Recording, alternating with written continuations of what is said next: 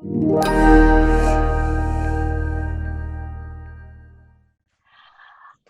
everyone, and welcome back to Hello Zafigo. This is Marina. As you know, I'm the founder of Zafigo.com, and today is episode 5 of season 2 of Hello Zafigo, our online forum, panel, conversation, whatever you want to call it, with all sorts of interesting people who travel, have adventures, and have all sorts of interesting information on travel and women, etc. So welcome once again. Some of you might notice, those who've been regulars might notice that we're having it on a Friday this week. That's because tomorrow is Deepavali and everyone wants to relax on a public holiday, and there are some people who are also celebrating. So let me start by wishing all those who are celebrating tomorrow a happy Deepavali. May there be lots of light in your life. In fact, in all our lives, given that this year has been pretty useless. But anyway, thank you for joining us. Some housekeeping things to tell you. One will be muting all of you and asking you to keep your videos off, because then our speakers won't be distracted. As you know, if you have your mics on, then any little noise you make, whether it's a cough or a sneeze or worse, we will hear it. And if anyone is on speaker view, then you will come into view and we will all know who it is. So keep your videos off. We'll be chatting with our speakers today, and for a while, for about half an hour first, just with me, and then we will open it up for questions. So please put whatever questions you want on the chat, which is, if you're new to Zoom, it's right at the bottom there. And at the very end, we'll ask you all to switch on your videos again so that we can take a group photo as a souvenir. Okay, I think that's all I have to tell you. So welcome once again to our second last for the season. We only have one more to go. Unbelievable. We've done 11 episodes now. Amazing. Since the lockdown started in March.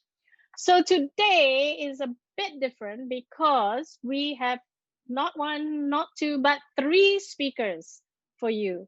3 very interesting women who are known as travel influencers. And the topic for today is, where's my topic? The topic for today is Have Followers Will Travel. And we're going to talk about influencer travel, influencer tourism, and what influencers actually do. So let me first introduce our 3 wonderful speakers. Thank you so much for joining us today and taking the time out. But anyway, we can't go anywhere. Otherwise, everyone would be zooming off for their long weekend, right? Or weekend. So anyway, for this session, we have 3 people. Let me just introduce Tweemy Doe from Adventure Factory. She's a marketing consultant and a digital media strategist. And then we have Pashmina Binwani, who has a travel blog called The Gone Goat. And she'll tell us why it's called that, I hope. And she's a visual storyteller, which is a lovely name because I'm not a visual storyteller, and a travel documentary writer. And finally, we have Min Lee, who has a website, right? Or a blog called She Walks the World, who is a former TV and radio host. So very used to speaking to audiences like this. And is a video producer and an MC. So today we're going to have a very casual chat about influencers, which is, a very, very big thing these days in many, many spheres, whether it's fashion or food or anything, but also most importantly to us about travel. So let me start with just a quick chat about your background. So let me start with Twimi. Now, Twimi, let me just give you some background. She is a 14, she has 14 years experienced marketer turned social media guru. You can switch on your mic, Twimi, and an influencer marketing educator, which for those of us who find this whole business a bit of a mystery, she's the person to go to tell you all about it.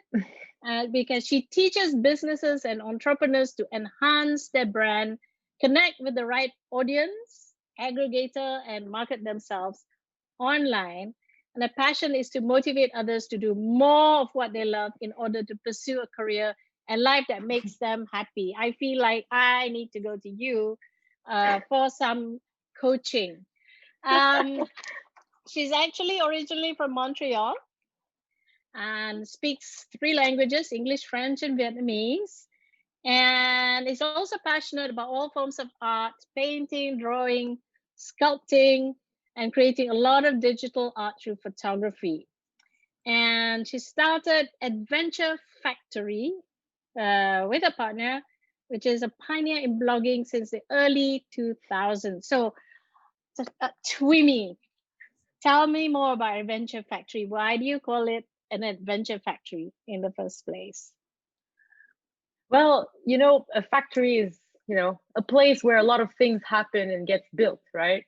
Yeah. So when I started traveling, I was a while back, and when I moved to Vietnam, a lot of people asked me for tips and advice and where to go and everything. And I had all this content that was just sitting on my hard drives, rotting, literally. So I was like, what to do with it, right? So I decided, why not just do a website and put all my tips and tricks on it and all my photography on it. And that's where the name came from, right? Adventure Factory, a factory of adventures, always pushing out some new stuff, something interesting, something unknown.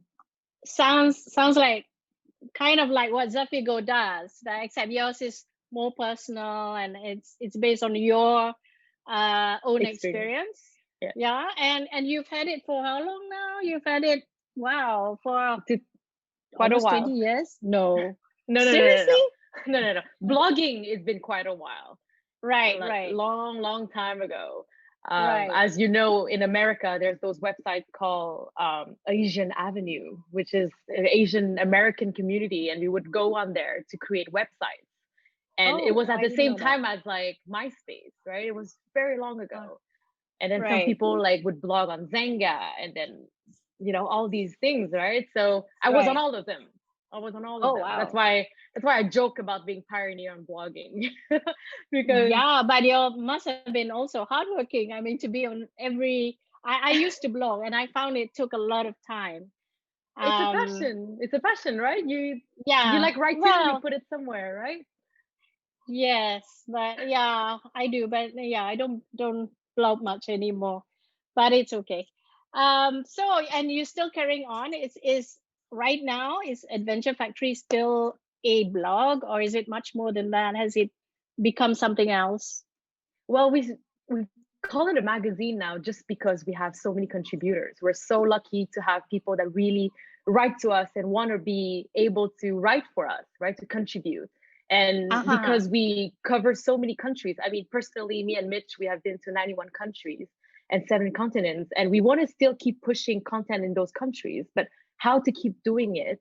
So we have this section on our website that anyone that loves to travel, wants to contribute, can just submit and also apply to just write for us. So we're very blessed that we have the people that want to write for us. So that's how we keep pumping content. For example, in Dubai, right? Like we're in Dubai 2 years ago, and we still have a big readership that is there, and the audience still wants content from there, right? So we have like 3 4 contributors there that are still sometimes go to the events instead of us and represent us. Right.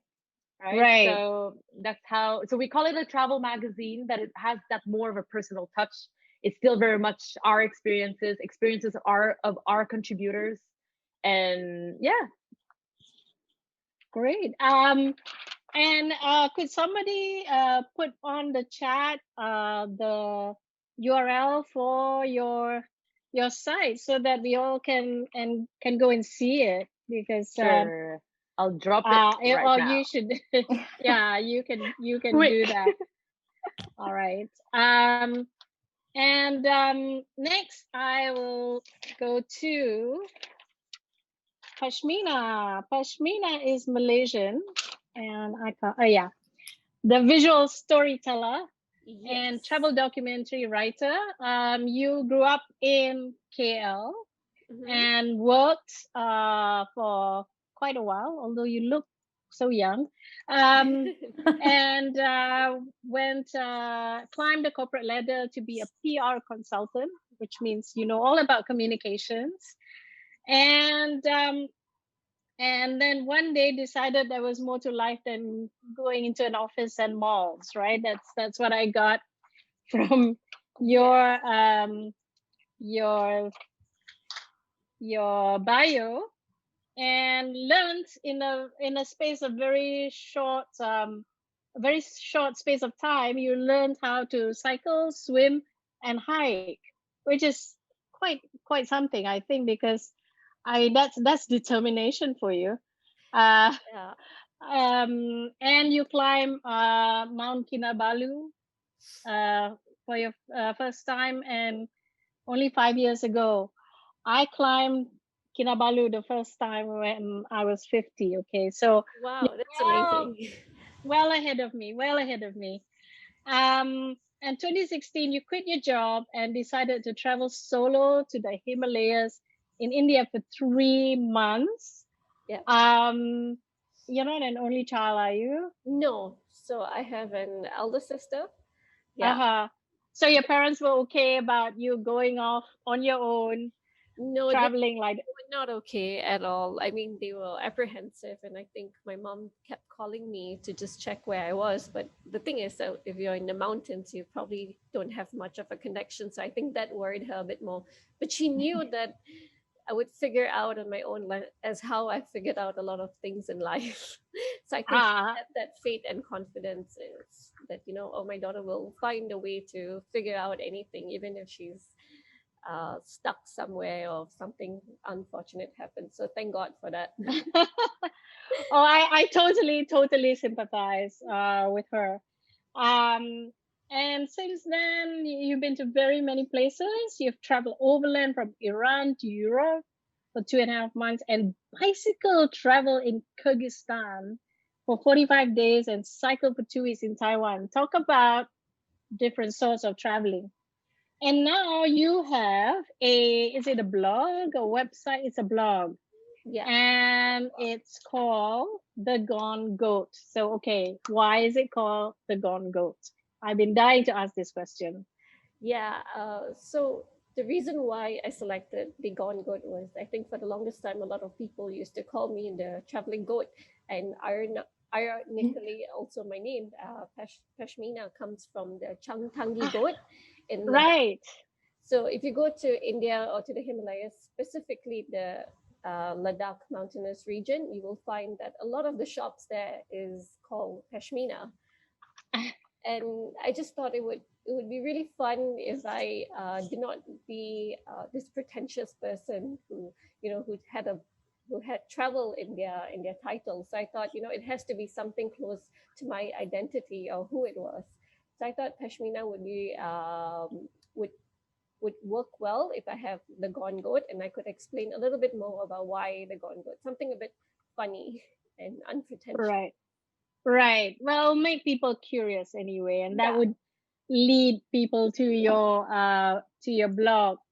And so you are trying to inspire people to embrace slow traveling, Yes. which slow is traveling. an interesting. It's a bit like slow food. Why slow traveling? I think oftentimes a lot of us are so eager to visit a destination, and you only have 2 weeks or 1 week, and you want to jam pack your schedule or your itineraries to ensure that you visited and you did it for the gram. But I think that is Yeah, not to the right take. way to experience places, because Mhm. most of the learnings or the life lessons that I had encountered was mostly through slow traveling. And it was not because I had everything planned out, but it was only because I left it to the slow traveling times. I did not have an itinerary. I kept it open ended, and I did not have a, a detailed list of what exactly I must do. Most of it was at the expense of meeting people, and not really places, but mostly people and the history and the culture that I've read about. So I think that's what makes it more interesting. If you forget Yeah. about the place, but if you know why is it interesting for its people, you would realize that you need more time. But I know that's not possible for a lot of us, which is Yeah, unfortunately. yeah, which is fine.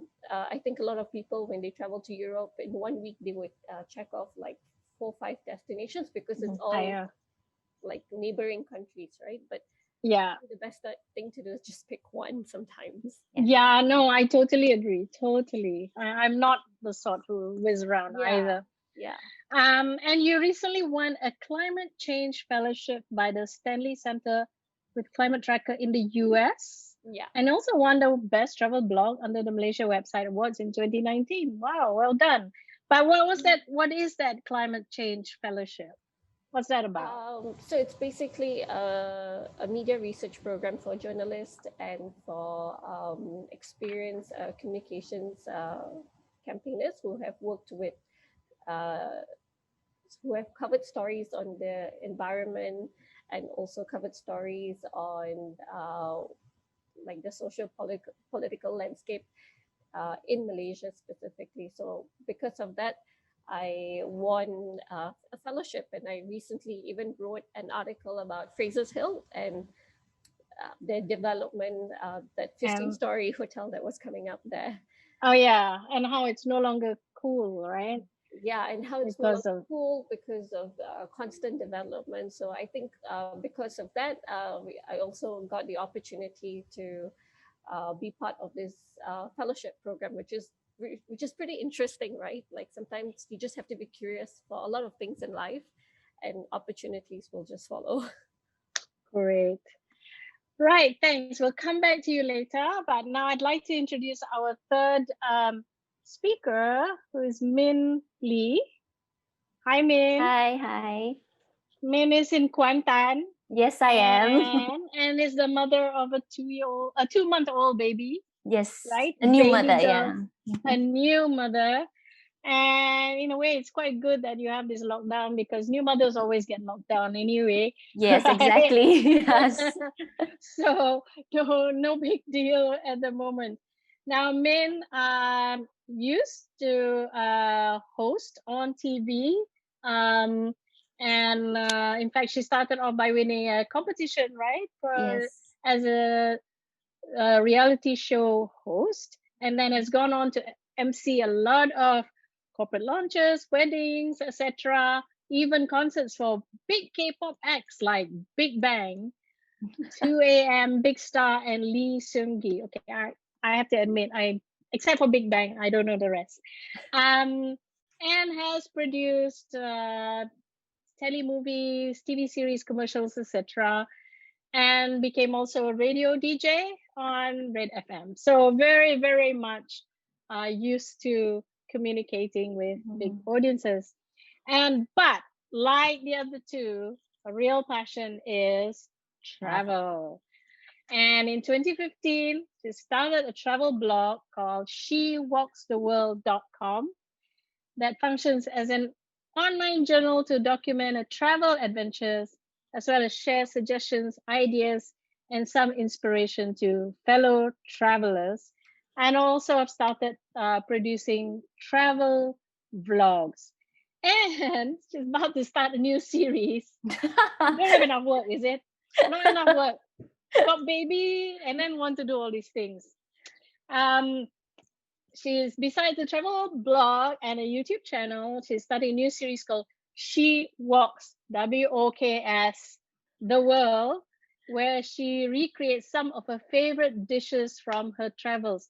Does that mean that when you travel, you deliberately look out for food to cook? Well, food for me is, and not really, but food for me is something very big when I travel. So I like to go look for like some of the local eats and all those. And sometimes we try food that, dishes that when we travel that we don't find here in Malaysia. So, actually this came up during the MCO when I couldn't travel. I didn't know what to do. So I was just looking for something, kind of like to reminisce on my travels, something to do while I'm stuck at home. So this came about. And I just thought that, it'd be great if I can cook and come up with some of the dishes I've tried that we don't really find here in Malaysia. Well, it's a great idea. You know how Malaysians are, and I know a lot of people are like that. Food is everything, Yes. and food and travel seem to go together really well. So, tell me, what has been your favorite dish from where that you found that was kind of different and interesting? It's really hard to name one, but I'm a big fan of South Korean food. So Ah. they have like big pots of stew and stuff that I tried to recreate. Didn't really go very well, so that's why it's not on the show. So yeah. So I try to try to cook it once or twice to see whether it works, and if it does, then I'll record it. If it doesn't, and then I'll just eat it myself, and my husband Next has one. to eat it too. So Right, yeah, right, yeah. right. So do Mhm. you provide the recipes and things as well? Yes, I do. It's the whole process of how I come up with the dish and where it's from. What kind of experience I had when I had the dish at this certain country. Yeah, like that. Oh, I Mhm. will. We'll have to look it up. I hope someone puts the link to that one there too as well. Mhm. Wow, there's so much to talk about with all three of you. So let me now throw out a question to all three, because this session is all about travel influencing. And the word influencers is really really what do you call it, a real millennial term. I mean, everyone's trying to influence in one way or another, and it's become quite lucrative for some people. But actually, I mean, I'm not an influencer. I started off as a journalist. So what actually is the difference between a travel journalist and an influencer? Any one of you? I think you can put on your mics, Pashmina and Tumi. So anyone would like to take the question? What is the difference between a travel journalist and a travel influencer? I mean, there've Start. been lots If of you, travel writers. I could Maybe you start. wanna? Yes, please. Yeah. Yeah. I think at the end of the day, anyone can be a travel influencer, right? A real journalist can be not a travel influencer. He might just write for a magazine, but people just read it, but it influence nobody, right? It's just an Right. article. But a journalist that has influence because they've worked on their platform or has a lot of people around them that respects their travel is a travel influencer, right? So anyone can be a travel influencer. You travel influencer. If you can convince people around you to travel, you influence travel. So that's my definition of a travel influencer at the core. Right. And of course, if I move it to the marketing term, a travel influencer can try to actually inspire more of a mass to go to a destination through their content. And that can be through either their influence on social media or through their jobs, right? Like some people are miles influencers, right? Like or travel agent influencers in their niche, right? So that's what I would separate the word travel influencer and travel journalist. But do you start off with the idea that I'm going to influence people, or do you just put it out there, and if people happen to be interested in that destination or whatever, then it just happens? Is I mean, how do you view your I approach? think Yeah, I think anyone. everyone's different, right? Some people already traveled so much that just people end up looking at them, right? Like Pashmina is doing these interesting cycling in Kyrgyzstan. I mean, I'm influenced already just by hearing about it, right? Some other people nowadays know that they, let's say, have talent in photography. So they will be like, why not? I travel to all the best Instagrammable posts and I boost some money in it. And then they'll get that crowd that is, wow, it looks so good. Let's follow them. So it's really each intention of everyone is different and they're all valid. True, but I don't think that people actually start up by saying, "I want to be a travel influencer." It's more There are of some. yeah, probably some, but Yeah, I think it's more like their love to share. To share with people, exactly. like where you're going and what you're going to do, and you want to share. And if people follow you, and then you realize that, oh, I'm influencing people, and then it makes you want to share even more. I think it's a growth kind of thing. And Agreed. the difference I see with a travel journalist and a travel influencer is that a travel journalist probably has already decided what you're going to write about. So they probably already have a curated journey, like an experience that they've developed something that they want to write about, and then they go for a journey. Of course, they have their own experiences along the way, but most of the time it's already like a set plan. But for a travel influencer, we just go, we experience, and we bring our audience real time with us. So Real time. yes, it's real time because we are Insta storying, we're putting up posts, we're doing live. Sometimes some people do live feeds, and we're actually taking people on the journey first and showing them there and then what we're experiencing. For example, we get lost along the way, and then we do an Insta story, say, "Oh, look, I'm lost. I got lost here and lost there," and people are with you, so they kind of know maybe what to expect when they go on the journey. Right. Agreed. Yeah, I Right. agree with Min. I think journalists, they tend to have a deadline, or they have a narrative which has already been built beforehand. But for influencers, it's mostly on the go. And I think it's the unpredictability of everything that makes it different. Yeah. I suppose, well, I guess not all travel journalists so Are like set, square. I think. Exactly. I mean, there are a whole lot of different things. Travel writers, of course, who've written books and things like that. The New York Times has this. They always, every year they have a kind of a competition where you can become their.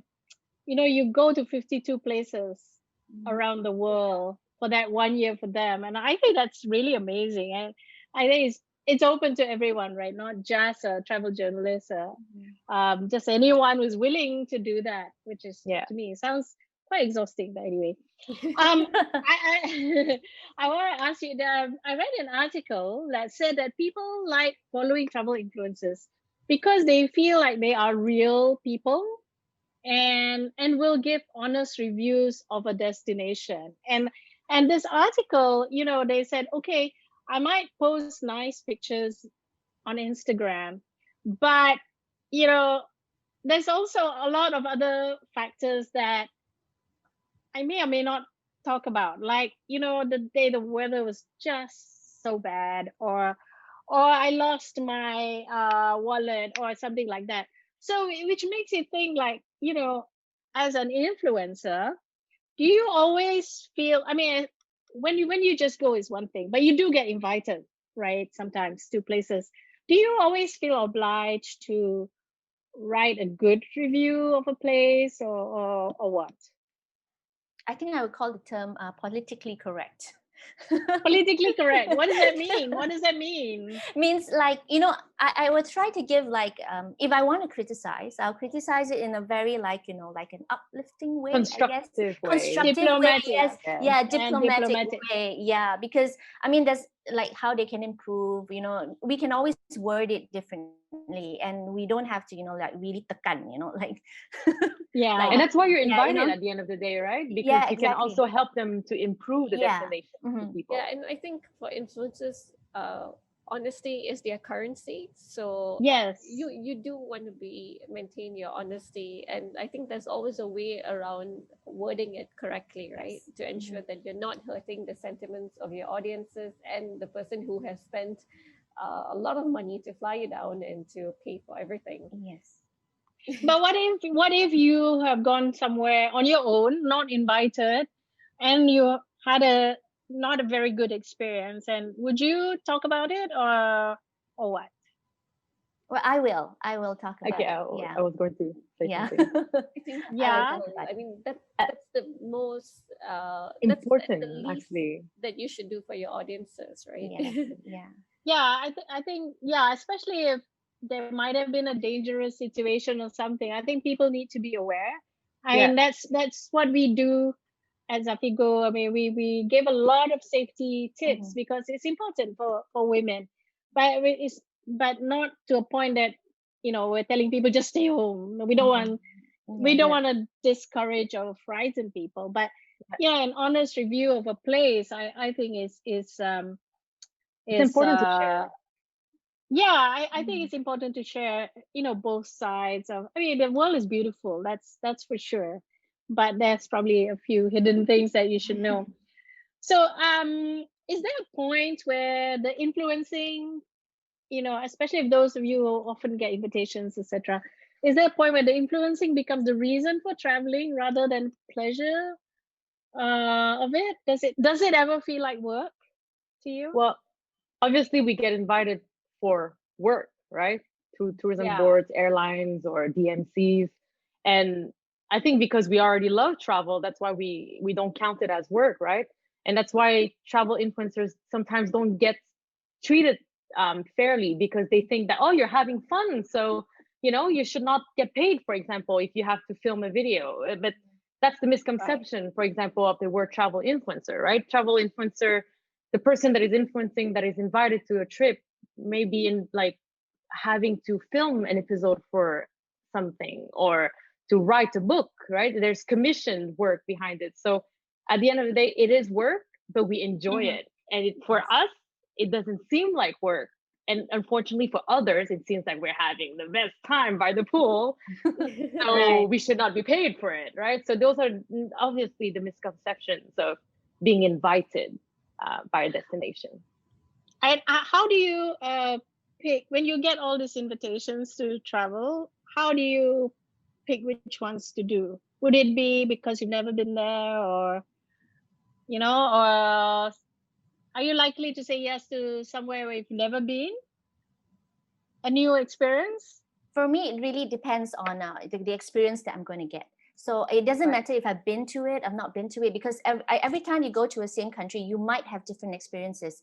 But so it really it depends on, like, I would say it depends on what experiences I'm going to get and whether it interests me or not, and whether it worked for my blog. Yeah. Right. Mhm. Right. Yeah, I know it's Yeah. true. Every experience is different, right? Mhm. Don't you agree, Pashmina? Yeah, I think also at some point you have to realize who your audiences are. And a lot of times, like, I get invited for a lot of luxury travels, and honestly, that is not also the kind of tone that would be appreciated by my audiences. So I think you need to also pick and see what narratives that you are trying to push, and make sure it closely fits to something that you have already documented, but not something that is completely a different genre. So I do get a Right. lot of invitations for luxury travel, but I ended up turning them because it's just so weird. Like, it just would not meld with Yeah, the experiences, which I tend to focus more on budget experiences, or roughing it out, right? So yeah. exactly. Yeah. Okay. Well, there seems to be a whole slew of questions on and comments on the chat. So let me try and go through some of them and see if anyone's been specifically asked to answer. Kamleshini Nadaraja said it's nice to hear about slow traveling.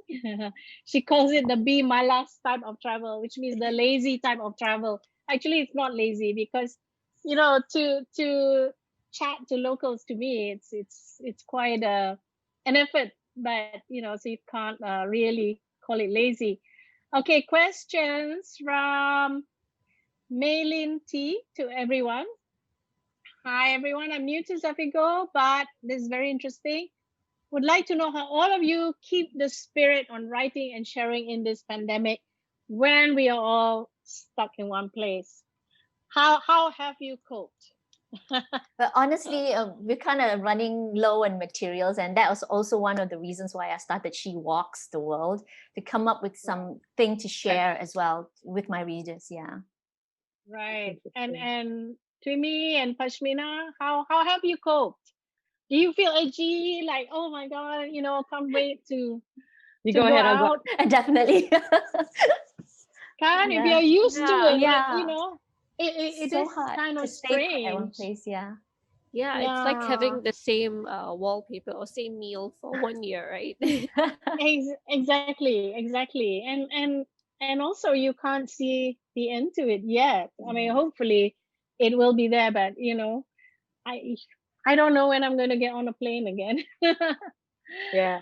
But um I guess to keep on yeah, the spirit, it is because you love travel so much, you just have so many stories to keep telling, right? right. Like Exactly. Yeah, I I agree with Tumi. I yeah, think the act of traveling, we always think of taking a plane somewhere, but it doesn't yeah, have to be that. It could just be, using two legs to just walk around your neighborhood. And I yeah, think your state of mind needs to change as well, Mhm. right? Because Yeah. the people that you meet or the interactions that you have could also mean a new form of travel. yeah. Right, exactly, Yes. exactly. And that's partly why we started this Hello Zafigo, because yeah, there's no end to the stories, there's no end to the angles that surround, travel and women and travel particularly. Okay, from Tersha, a question for everyone. Being an influencer means you need to expose yourself and your personal life to the world. How do you find the balance between sharing and oversharing? So yeah, you don't put everything, right? No, we don't. Usually So It because will be dangerous. yeah. yes, Yes. I think there It needs will to be be dangerous. some mystery about you as well, right? If Mm, everything is on the World Wide Web, it also becomes a bit scary. Then how do you share new mhm. things about yourself when you meet people? Like True. everyone is Googleable or searchable. Then it gets a bit scary too. True, true, right. true. So I um guess as a travel yeah, yeah, Go as a ahead. travel yeah, influencer, I believe that we can share like all the personal stuff that happens when we're traveling, as in like the right, travel itself, but not exactly like other stuff like maybe family and all those like other stuff that has nothing to do with travel. right. But even so, like for safety, like for me, if I put something on Instagram, I usually wait until I've left the place. So Same. that in case there's anyone around who might Yes. want Yes. to come up. Do you do that? That's Yes, I kind do of that not too. quite Yes. not quite real Mhm. time, but Honest, but honestly, I think Yeah. most of the travel influencers around the world, I'd say more than 50% would do that. I mean, right, stalking is an yeah, old problem that happened before the internet had existed, right? So it shouldn't be any different from on the internet, right? When we do want to post something, we need to be aware that okay, let's leave the area before posting about it, Yes. just Yes. in case. You never know. The world is right, wide. Yeah, and yes, there's an that's issue true. Yes. also about geotagging like places, right? And Yeah, ensuring Yes, that you don't yes, like yes, Mhm. ruin a place for what it is. And sometimes right. people and communities that you interact with would not even appreciate this new flow of visitors. So I think that is also something you need to be mindful of. true, true. Right, And right, exactly. I want to add that also as travel influencers or just influencers, like just that word, not even travel. I think it's also our jobs to educate, kids and people that, how to behave on the internet, to be careful, right? Like a lot of people and Yeah, even parents, they forget, they post photos of their kids and they tag the building where they yes, live. Mhm. It's all about the continuous education to people on how to also use the internet, and right. they're Yeah. posting the content. So I think that's a big responsibility we have as influencers as well when we are using the platform. Very, very good point. Yeah. Very. Okay, here's a question from Zim. At what point did you all realize your passion could become a profession? What was the turning point where you realized you could actually make a living doing what you love? Wow, that's that's a question everyone wants to know. Anyone wants to go? At what point did you realize, okay, I this could be something I would do full time? I I think it was, I think the turning point for me was definitely when I was in the Himalayas, right? And then you see the stark contrast between being on top of a mountain or being surrounded by plain walls in your cubicle. And then you realize that you need to try and make it work. And sometimes success is definitely not instant. It takes 6 months to a year before you grow an audience or before you even think you can make it work. But I think is you having that belief and making it work and ensuring that if you're honest enough and if you work hard and you know that you want it bad enough, you will find a way. And it's also about Right. meeting other people, right? You wouldn't know if you're just stuck in one place, but if you actively reach out the right kind of people and you find out how they are making this lifestyle, at that point, digital nomad was such a thing where you Mm. could just go to Bali or any beach destination and work remotely. But sometimes doing that is not necessarily a lifestyle that you want to do, because then you will be leaving away your family and friends and you miss out on a lot of important life events, which is also another thing. Like, do you want to do it because everyone is doing it, or do you want to find a way that that that you don't have to work in a job, but at the same Mhm. time you can work remotely, and every 3 months you go and pick any destination that you want. Right. Yeah. Yeah, I was just reading an article actually about digital nomads, how the pandemic actually has really brought that sort of lifestyle screeching to a halt. Because even before, not everyone could become a digital nomad. Yeah. Actually, it really depended on the passport you have, like True. how freely you can travel. But now, with this pandemic and countries like really, building walls, you know, antivirus walls really around their countries, it doesn't matter what passport you have. You just can't go to some places. So that's really been a very interesting perspective, which I think a lot of people didn't see coming. For the rest of you, like Min, when did you realize that this could be something that you could do? Well, I started the blog because I wanted an online journal. I've been writing about travel since I was very young, but it was all by diary, writing about it Oh, all offline. And then I decided to put it online. And it started more like a passion. It's not something that I was thinking of generating income from. So I just wanted to share. So, and then I think the turning point came when I started getting invites and people offering to pay me to write about something. And that's when I realized, oh, maybe this could turn into something that can generate some income.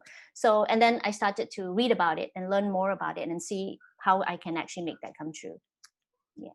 So but right. it So, started as a and passion. So how um, long ago was that? maybe about 2 years into blogging, Huh? specifically on travel blogging. Yeah.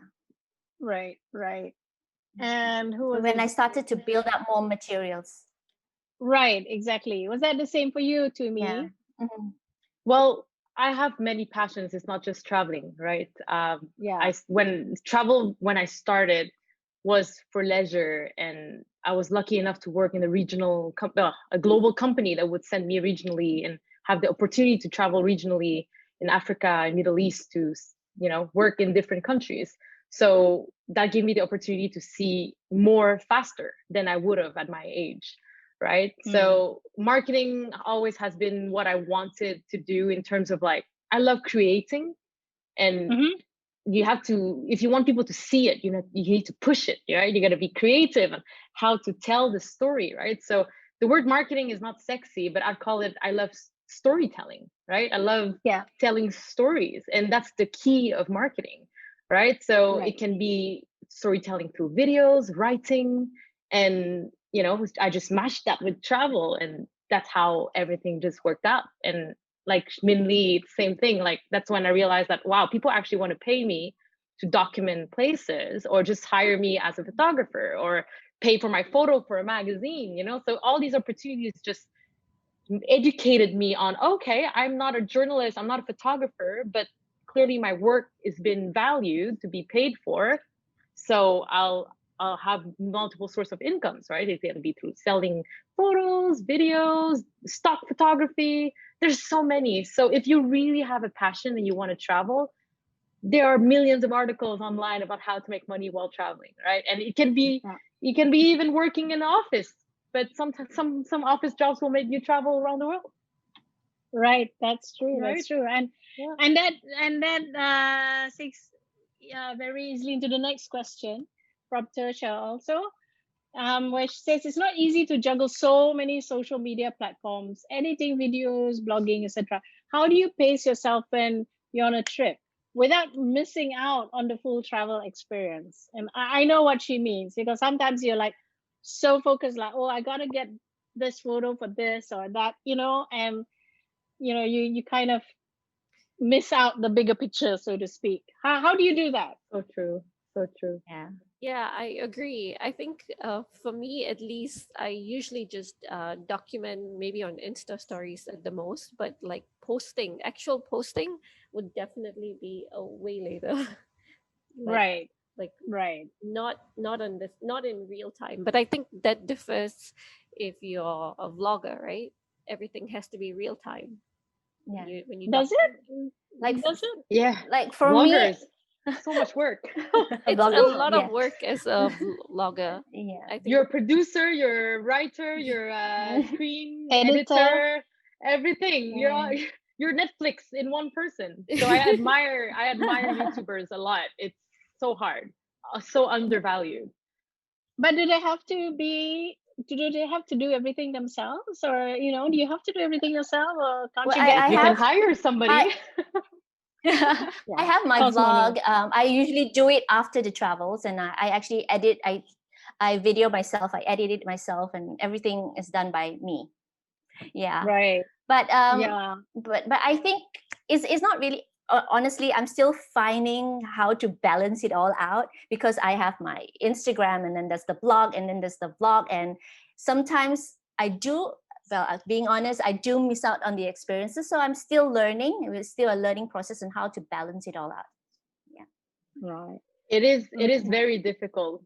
So I'm sure. sometimes posting late is also a good way to try to enjoy it, right? So usually for collaborations and things, I say to the client directly, can I post in a week? Can this be posted in a month? Just to make sure that I'm not like, oh my God, I just captured, but I have to post. That's also a lot of time. So you're already capturing, that's one, Yes. and then you got to post. So at least if you can cut the posting to later, you can enjoy a little bit more.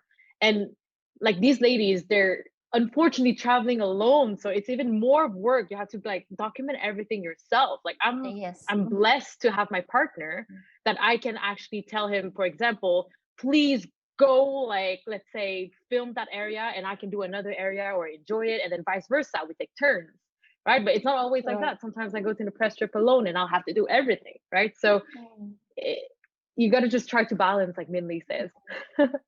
Well, you're not journalist. So you have your phone and your camera. Yeah, you're not doing news. So there's no real urgency, right? I mean, that beautiful waterfall is still going to be there next week. And that sort of thing. So it's not so time related. You also need to be sensitive. Like if there's world events happening, or like a pandemic, or like there's a political mess, a situation in your country, you can't be like, oh yeah, I'm traveling to so and so place, like later hashtag later. Exactly. So I think that's where also travel influencers get a bad rap. Like they can be a bit insensitive. So even though you're an unofficial journalist, you also need to balance people's sentiments at the same time. And that's a really good point. That's a really good point.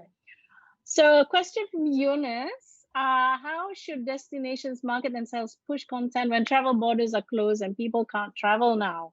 How do you, the travel industry has suffered, I think, one of the worst during this pandemic. So how do you think they can recover? Plan now, travel later. Plan now, travel later. Yeah. So that you're off the starting block straight away. Yeah. So you have, I know what I'm gonna do. Yeah. Well, I'm gonna say something from a marketing. Oh, go ahead. Sorry. No, It go was ahead, lagging a bit. Jamie.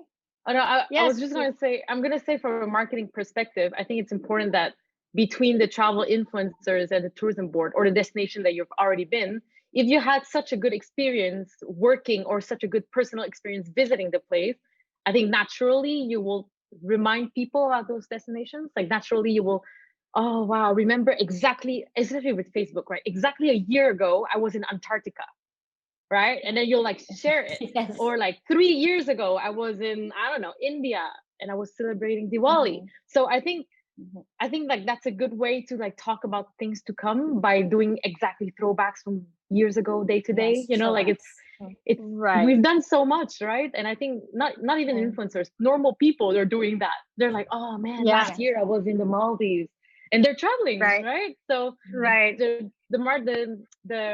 my gosh, the destination should leverage that memories. Exactly. Exactly. And the next question, okay, this is for all of you. From Abby, what's the best place you feel you've been to, and what makes it so different? What was your favorite place? Anyone wants to go? So Too difficult. many to choose from. I Yes. know, but choose, I have an choose. issue with having favorite places because every experience is sort of tops out the other one. and different Right. and Yes. different, right? Yeah. How about the other way around? Is there any place that you would never go back to? Oh my, Mm. been to so many places. Where should I say I never go back? It's like all these places are running through our heads right now. Yes, Trying to Yeah. figure out. So, Yeah. and back to the disclaimer of before, if you didn't like it, it's not because of the destination. It might have been because there was an accident happening there. It might Experience. have been because of right, Yeah. the right. weather, right? So you Mm. cannot Yeah. Yeah. really hate it, right? Yeah, It's it's So, you so gotta Yeah. go any back. destination that kind of disappointed you when you got there because not because the place itself, but Context. something context, Exactly. That's the like what? Yeah. but I don't have bad experiences. But if I had to put a good experience, I think I'd love to mention Turkey. Uh, Okay. 2 years ago, we bought a car in London and we drove all the way to China. Obviously, we did not enter China Wow. because the tax to enter the car in it is it's too so expensive. we Right. sold our car in Kazakhstan the day we flew to China. Anyways, Turkey, we had the chance to drive through Turkey. So we went to even very near Syria. It's called Gaziantep. That's where is the kebab and the baklava was born. If you didn't know that, Oh. if you love your food, that's where it is in Gaziantep, very near Syria, 50 kilometers away. And it's a red zone to travel. Like we were traveling with American, Australian, I'm a Canadian. All of our countries said insurance won't cover you if anything happened. We were like, oh my God, do we go or we do not go? And then a colleague of mine that is Turkish at Microsoft said, don't worry about it. I go every weekend to go eat kebabs from Istanbul, flies every weekend to Gaziantep. And I'm like, well, if the local says go, then I'll go. So we went.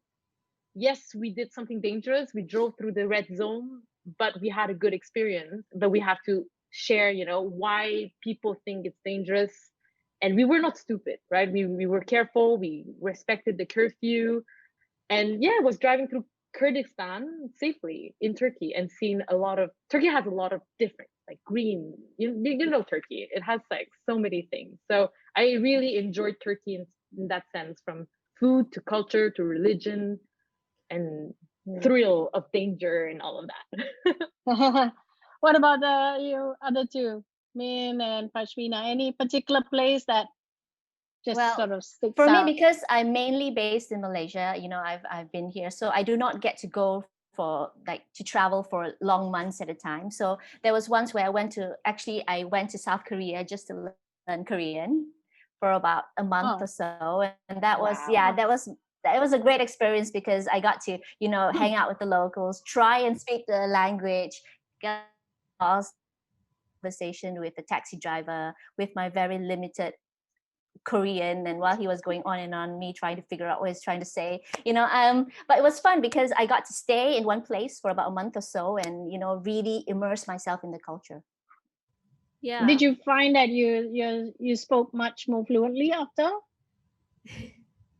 or do you think is your Korean very good now? Well, at that moment, at Not really. At that moment, I felt it was quite good, but because I came back and no one speaks Korean here to me, so it's now just all gone down the drain.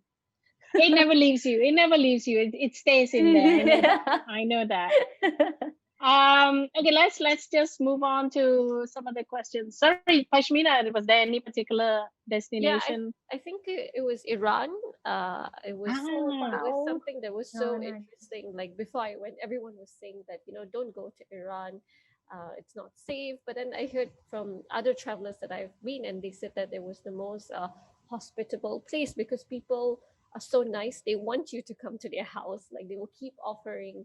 They'll pay for everything. They'll pay for your food. They will pay for your stay. They will. There's just so much of kindness and openness. So I realized it was just a lot of misconceptions, and I learned a whole new culture. And it was also history, like Zoroastrianism or things which I didn't know about, that I think made it a very eye-opening trip. Even though I had to wear like the hijab and to cover myself. yeah. But other than that, it was interesting. Like I think how women they try to break the shackles of society, and I think um, they don't let society dictate what they want to do. Even though they have to cover themselves, they are still very much free spirited in their thinking and in the way they conduct themselves as well. So I think that was really great for me. Right. In fact, a lot of people who've been to Iran have said the same thing, that they are incredibly hospitable, and it's well worth a visit. So I'm hoping to as well at some point. Next question from Easy R to everyone. Any tips on being based in another country? For example, Twimi is from Montreal, but is currently based in Singapore. I guess it's really Twimi who has to answer that, since everyone else is based at home. I mean, you gotta take the leap, right? You gotta be okay. Am I ready to leave all my friends back home? Like personally, I have a big professional and friendship network in Montreal, and it was very hard for me to want to leave it. But I was like, the world's so small. We have one life. I wanted to take the leap. I wanted to meet my home country, which I've never been, which is Vietnam. So why not? I was like, that would be an easier way to leave my country, right? So I've given advice that if you want to try to leave your country, find a country that you would have a passion to connect with, or maybe somewhere that you have people family, extended family, somewhere that will make you motivated to be ready to take the leap, because it's not easy. And it's not everyone that can take it, right? Some people, their mom, their parents, not that I don't like my mom or dad, like I love them, but are you ready to take the leap and go back to see them every year and experience life, right? So it's to do that little namaste moment yourself and think about, okay, do I take the leap or not? And you don't need to do it all your life, right? Like you can do 2 years in Dubai, come back, do 2 years in Singapore, come back, home is always going to be there, but you have one life. Right. Very wise words. Next question from Jolene Chin to everyone. She's curious to know which phone models you all use. And are you always frantically downloading photos and videos the night before the next trip to make space, or do you all use non-phone devices? Okay, very, very technical question. And I guess a little bit of advertising for phone models. What do you all use? Or do you use real cameras? I use proper cameras, but I recently changed to OnePlus because I realized there's so many on-the-go moments that by the time I try and stage the shot or take out my camera, put in the lens, I miss out on those moments.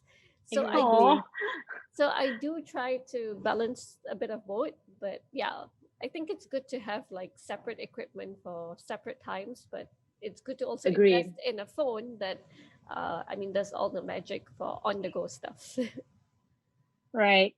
And Min and Tumi, what do you use? Yeah, I use a GoPro. A GoPro, but do you hold on to it, or do you put it on your forehead, or what? GoPro. Yeah, usually I hold on to it. That's for the videos, and for my photos, like what Pashmina said. I just use the phone because it's easy, and I can just do it real time, and just take the photos instead. Because I used to have a camera that I bring around, but I just had too many things. It's a camera and a phone and a GoPro, so I decided to just drop the camera and just use my phone, because nowadays phones have really good cameras already. So Yeah, Agreed, exactly. I agree. Yeah. Simi, is that what you use as well? Just your phone? Well, I'm a technology geek, so I use Right. everything, right? And I'm very passionate about using different devices. So for my phone, I use this beautiful iPhone 12. So the new camera is really good. Like, Oh, you you've don't even already need to. got it? Yeah, yeah, You yeah. have So you the don't even need. new. Yeah, you don't even need to go to pro. It actually has wide angle. So the wide angle lens that I use on my professional camera is big like my face. It's so heavy, heavier than my face. So it's like a weapon, right? So it's Yeah. good that I have this, the phone that can do Mm. wide angle. So iPhone is what I use. In terms of cameras, I use Nikon, the Z7 mirrorless, less heavy. Obviously, depending on the lens, it gets heavier. So depending on what I shoot or what is the trip, I'll bring the lens that I need, right? But I'm a little bit FOMO. Sometimes I'm like, oh no, if you don't bring that lens, you always regret. You're like, oh, I should have brought that lens. So I'm that kind of person too. um, it's so annoying. And then I love underwater, so then I use the GoPro. And then obviously I have the drone as well, which I'm A lucky to drone have as well. Yes. yes, which is Yeah, there's so another many things stress. to think about, no? Another Yeah. stress. If But I was traveling I solo, think I would every not have the country drone has its drone laws as well, right? as That's well. another Very thing. difficult. Oh. That's very difficult. Yeah. So we have the license, so it's good. But if I've crashed a drone traveling alone, so never again. It gives me anxiety. So I give it to Mitch. Mitch is the drone guy now. If I fly it, it's like up and down. That's it. Like I'm not doing anything crazy. It gives me Yeah. anxiety. So typical. Yeah. Actually last Hello Zafigo, we had Jane Lee, who's a photographer, and and she travels and takes photographs. That's her profession. And she's really become kind of more minimalist as time goes on, because of the worry of having to take care of so many things, and also weight, right? Yeah. So Wait. I'm amazed if you carry so many things. Okay, next question. Mahadevan Satira Hassan um, asked, what was the most awkward moment that you guys had to go through, either by choice or purely something that happened that was caught on film, as not everything is staged and pretty spontaneous. And at times you had to keep it and not broadcast, but it was a good experience. I'm not sure exactly what is meant by that, but were there any awkward moments? Like, did people, object to being photographed, videoed, or, So like strange things that, funny anecdotes yeah, or like odd anecdotes? yes, That's what it's. yes, I think so. Oh, okay, a Uh, lot. I I'll let you girls talk first. I think for me it was really weird. When I was cycling through Kyrgyzstan, I had a lot of awkward moments whenever we stopped to get water at the streams, and then suddenly you have families crowding around you.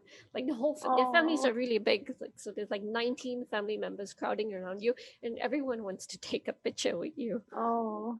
Oh. Yeah, but there This was was in which Kyrgyzstan? in Kyrgyzstan while cycling, and I think Right.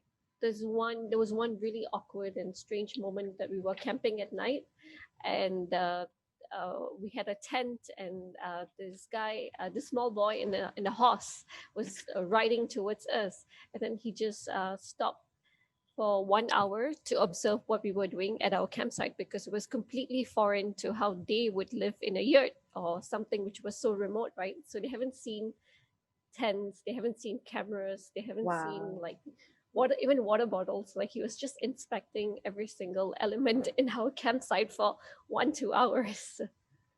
So Right. that And was for really, them, it's also a form of traveling, right? it is for them, it's new, right? They live in Yeah. different kind of houses, and for them to see a high-tech tent and to see solar chargers and solar panels and cameras, it's new for a boy on a horse. It's Oh, new to me too. I mean, I'm curious to what it all looks like. A solar panel for a tent. Wow.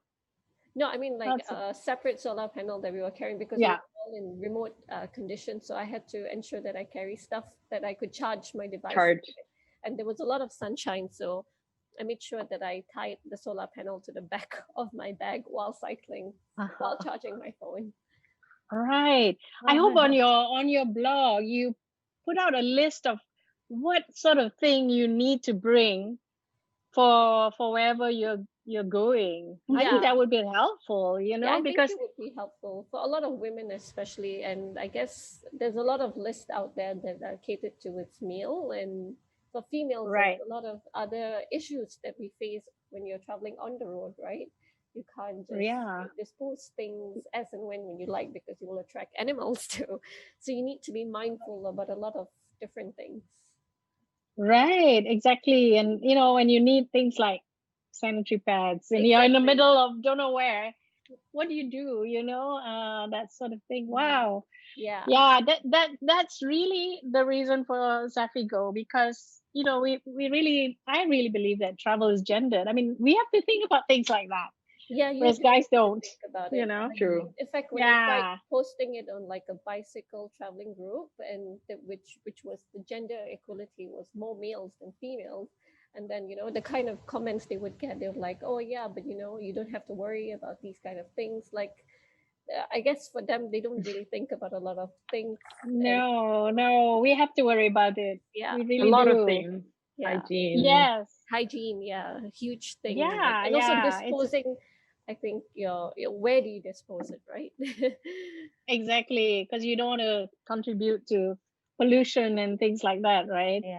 Yeah. So, okay. Well, I've run out of questions. There aren't any more questions here, but we always have one major question that we like to ask our panelists before we finish, and that's for each one of you, given all your experiences traveling and in different ways and to all sorts of different places, what one piece of advice would you give, you know, people out there who either because they want to follow in your footsteps or for life in general? What do you think is the main lesson that you've learned from your experience?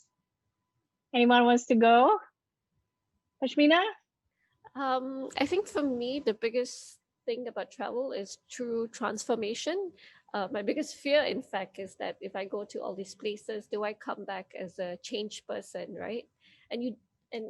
Every time I go to these places, they always push my boundaries, whether it's mentally, physically. And when I come back, it takes few months to sometimes recover from all these places, because there's stories, there are a lot of things that it changes your perspective in life. And I think for me, the biggest thing about travel, it has to be transformation, right? So if people could maybe try things that are out of their comfort zone, like for me, I didn't know how to cycle, I didn't know how to swim, but you take things one step at a time, and it changes you for the better. Right. I think that's something that we have to accept. I think once we travel, we're not really going to be the same person when we come back.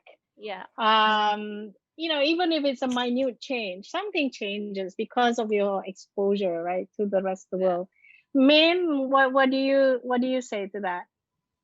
For me, I would say that the one thing is to just go, because when I was younger, I would always wait for my friends, my family, you know, to ask who wants to come and travel with me, and wait for people to get to their free time, you know, like who's free and who can go together. And then it came to a point where I decided, you know what, I'm not going to wait for people to be free, wait for people to make time for me. I'm just going to go. And so that's how I started traveling solo.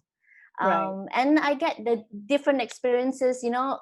I have great experiences while traveling solo. So I will always tell people who are telling me, should I travel solo? Will it be dangerous? For me, I'll just say, just go. Just take the experiences to come. As long as you look at the dangers that you might come across. You know, as long as you're armed with knowledge. It's great. It's been great for me. Yes, exactly. Yeah. So just go. It comes to life as well. If you want to do something, just do it. Yeah. Right. Why wait? But now that you've got baby Ava, would that be the same for you? Oh, that well, of course, as now I'm a new mother, that's gonna be a different. But I really hope to make her a traveler as well. So I'm going to Yeah. bring her, and yes, of course. But I have a lot of travel influencers that I look up to as well, and a lot of them travel with their children. So Right. I got lots of stuff to learn, and I can't wait to actually start to travel with her as well, and make her into a traveler too. Yeah. Yeah, in fact, a couple of episodes ago, we actually had a whole panel on traveling with children. So you might want to look at our past episodes and get some tips from there. Twimi, Yeah. what advice, what have you learned that you'd like to share with people from all your experiences traveling? I think it's you, right? It's you first of all, and it's to go with open mind, open heart, and with an attitude of positivity, right? If you're always positive, you will mostly attract positive vibes. And Yes. and to be positive, you need to have open heart, open mind, and be understanding of others, the situation, the political, everything, right? It's some people are like, don't talk about politics if you travel.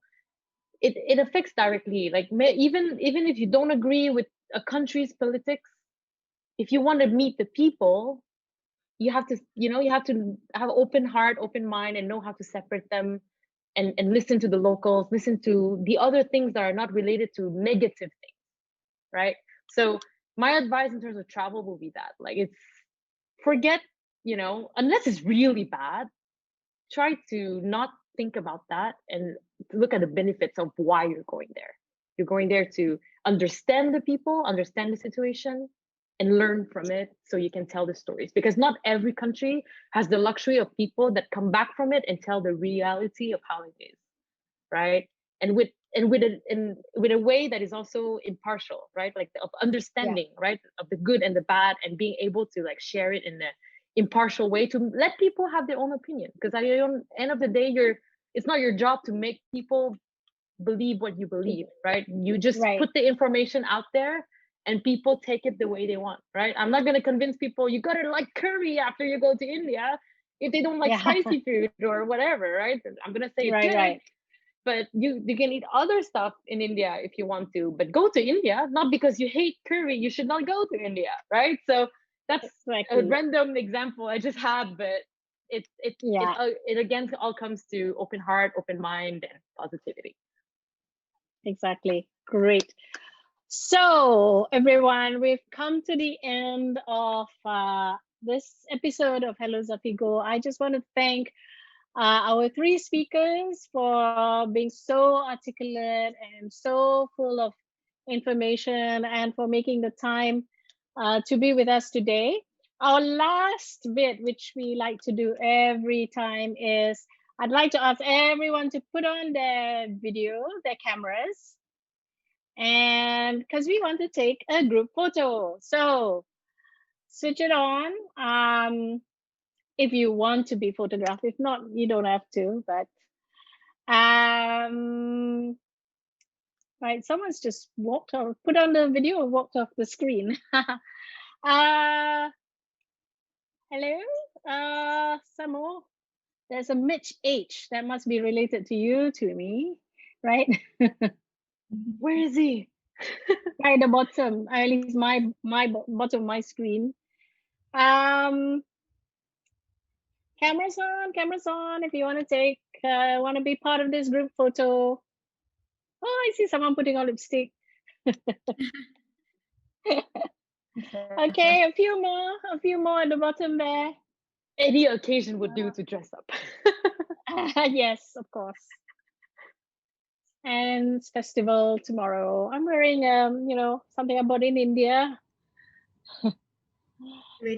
Okay, a few more.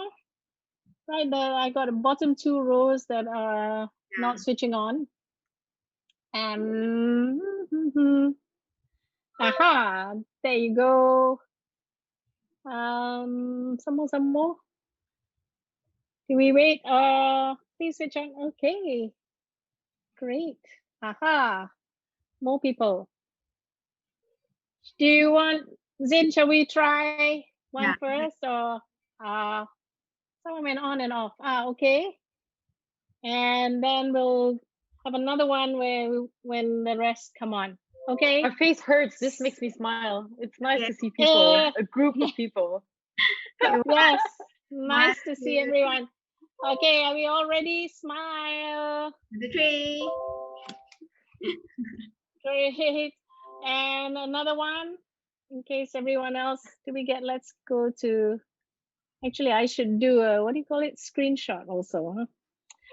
All right, one more chance. Ready? Aha. Okay, done. Okay.